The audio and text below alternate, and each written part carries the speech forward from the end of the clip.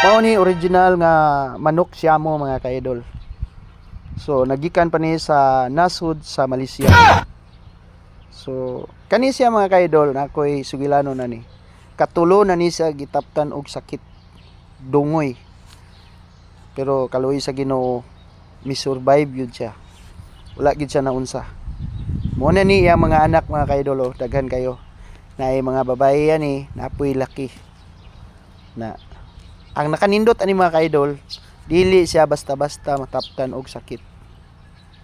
So mo na ni iyang anak nga bayi mga ka-idol, mo na ni inahan atong mga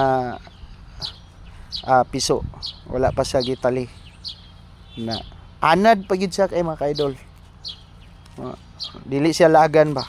Di susama ng mga Bisaya nga grabe kalaagan lagyo kay maabtan kani anad ra jud kayo. Nga mo na ni iya mga anak mga ka-idol na